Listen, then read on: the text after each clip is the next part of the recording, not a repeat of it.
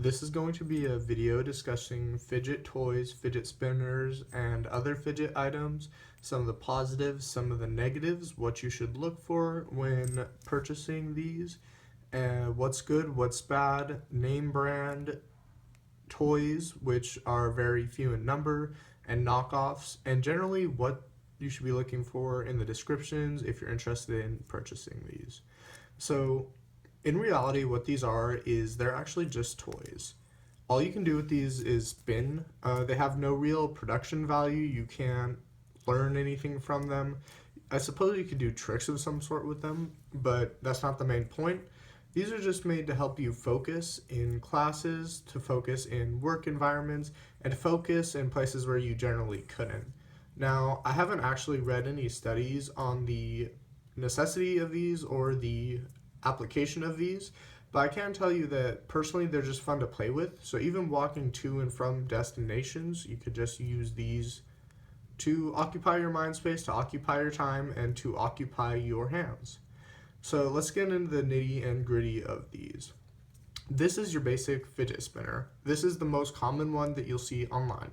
It's triangular, curved, it has 3 holes, and as you can see, got ball bearings in there. So positives and negatives of this one. So it spins pretty easily. This one fits in the palm of your hand, so it's pretty nice. The speed is acceptable. What I find in these is that there is a variation in speed between a lot of the models, and the ones I would look for are the ones that are not like this. I would look for ones that actually have like a indented curve through the middle here, kind of similar to the indented curve on this. I've used those in the past and I've tested them and they spin faster than these. But overall, you can get these for anywhere between $5 and $10, but I'd recommend if you're just looking for a baseline model to get, a $5 one, or I got a really nice 2-pack for about $15 that had the indented curve that spun really well and felt really nice. So I'll consider putting that a link here or in the description if you don't want to look at that, or if I don't, just message me and I can go ahead and send you the link. So negatives on a lot of these come out very easily, and since they're not screw-in, they just pop out. They can be lost, they can be anything, and once you lose them, it's actually a lot more difficult to spin. I mean, not as difficult, but it's a lot more difficult to hold, like you'll be spinning and you'll accidentally create friction on it and stop it from spinning. It's inconvenient. It's hard to spin on a table if you don't have those because the raised edge is gone. So overall, I would not recommend these just because of the caps. So the next one we're going to go over is this kind of upgraded model. So as you can see, it has like these, and past these, I'm not even sure if they do anything for aerodynamics, but this one is just weightier. So once you get it spinning, it has a lot more spin, a lot more speed. I think just the ball bearings on this one are nicer. I haven't seen too many models like this, especially with these like little ridged edges, but overall this is a big step up from one of these. But it also has some of the flaws, like this one in particular doesn't have the flaw where the cap comes out easily, but it does have a flaw where, the same kind of thing, like these tend to have the caps in the middle that don't screw on. They just get placed on, so if they do fall out for some reason, you could lose them, and then your spinner would become a lot less useful and a lot less fun. So it does have the same downsides, but if you have the choice of this one over one of these, I would highly recommend this, especially just because of the size difference, the weight difference. It may be a little bit harder to store in your pocket. The radius is a lot bigger, so it might be a little bit harder to spin, but if you have bigger hands, then this is definitely a huge step up.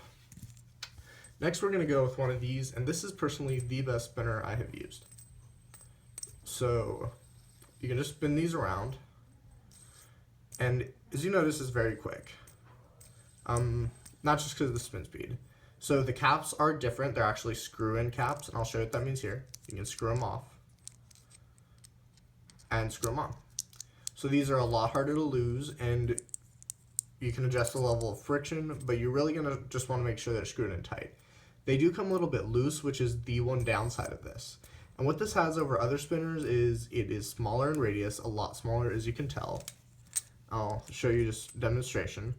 It spins a lot faster. It is significantly more lightweight than even this red one, which makes it easier to carry and easier to use. It's more fun. So if you have the choice, these usually cost a few bucks more, but if you're looking for something just that spins faster, that spins better, the ball bearings on these are really nice. And again, if you're interested in any of these spinners, I can provide the links which I bought them from below, and perhaps you can take a look at them there, but I would recommend this type of model. They also come in all different colors. I got the gold color, which is really nice, as you can see. Lastly, fidget cubes. So as you can tell, this is a, well, you may be able to tell, this is a knockoff cube. These are very common in the current fidget cube market. Knockoff cubes are a big seller right now. So essentially what happened was the company who made the fidget cube posted the video for the Kickstarter, and then within a day or two of that happening, companies were already designing these, sharing their designs in China, and they were manufacturing these models really quick. And what you'll see is a lot of common similarities between said models. So they have this little worry stone, or whatever a lot of them call it here. You have the switch, which is similar to a light switch. You have this little spinny disc. You have a joystick. You have buttons.